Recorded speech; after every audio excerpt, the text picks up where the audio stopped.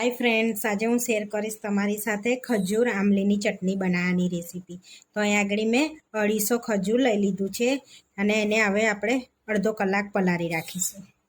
તો અહીં આગળ 1 ગ્લાસ પાણી લઈશું અને બીજો અડધો ગ્લાસ આ પાણી આપણે ખજૂરને સરસ એવું પલાળી દઈશું અડધો કલાક માટે। કલાક પલાળશો તો સરસ એવા બીયા નીકળી જશે, અંદરથી એક બી બીયો રહે નહીં અને પરફેક્ટ માપ સાથે આપણે ચટણી બનાવીશું ખજૂર આમલીની।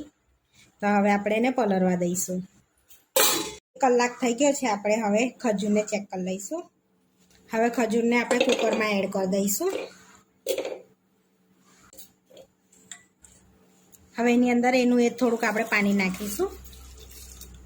હવે આપણે 2 વિસલ વગાડી લઈશું। હવે આપણે 2 વિસલ થઈ ગઈ છે, તો હવે કાઢીને આપણે ખજૂર જો સરસ બફાઈ ગયું છે, હવે એને બાઉલમાં કાઢીને ઠંડુ થવા દઈશું। તો એને ઠંડુ થાય એટલે બીયા કાઢીને પીસી લેવાનું છે। ખજૂર એકદમ ઠંડુ થઈ ગયું છે, તો આપણે હવે બીયા કાઢી લેવાના। જો ફટફટ બીયા આ રીતના નીકળી જશે। તો હવે આપણે બધા અંદરથી બીયા કાઢી લઈશું। આપણે બધા બીયા કાઢી લીધા છે, હવે આપણે પીસી લઈશું એને। હવે મિક્સરમાં આપણે એડ કરી દઈશું ખજૂરને। હવે થોડું પાણી એડ કરીશું અને પીસી લઈશું। સરસ પીસાઈ ગઈ છે, તો હવે આપણે લઈશું બાઉલમાં લઈ લઈશું। હવે આપણે બીજી પીસી લઈશું।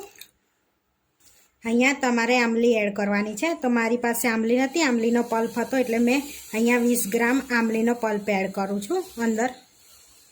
તમારી પાસે આમલીનો પલ્પ હોય તો આમલીનો પલ્પ એડ કરવાનો, નહીં તો આમલી લઈ લેવાની। તો અહીંયા મારી પાસે આમલીનો પલ્પ હતો એટલે મેં 20 ગ્રામ આમલીનો પલ્પ એડ કર્યો છે। હવે આપણે બધું પીસી લઈશું।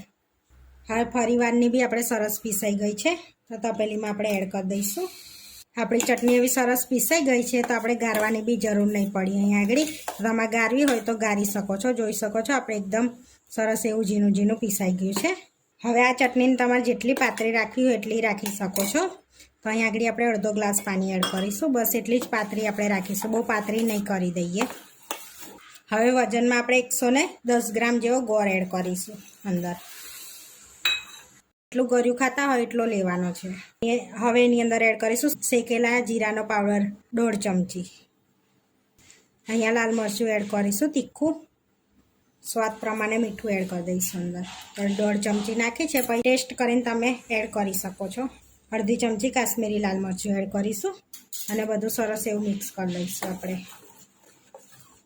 હવે એમાં 2 ચમચી આપણે ખાંડ એડ કરીશું, જેથી ટેસ્ટ સરસ આવે। ગોળ ખાંડ એડ કરો ને એટલે ટેસ્ટ ચટણીનો સારો આવે।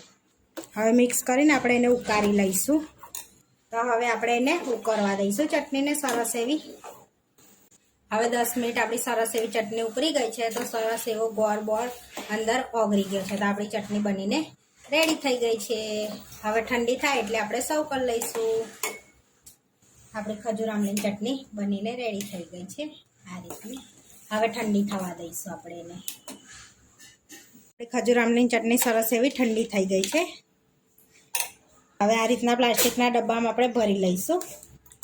તમારા આમલીને હજુ પાતળી કરવી હોય તો હજુ કરો, મેં આ રીતની થીક જ રાખી છે અને બાઉલમાં આપણે સર્વ કરી લીધી છે ચટણી। અને આ ખજૂર આમલીની ચટણી તમે 6 મહિના સુધી સ્ટોર બી કરી શકો છો। તો આપણી ખજૂર આમલીની ચટણી બનીને રેડી થઈ ગઈ છે। તમે કશાની પર જોડે ખાઈ શકો, ચાટ બનાવી શકો છો, ભેલ બનાવી શકો છો, બધામાં આ ખજૂર આમલીની ચટણી ચાલે છે।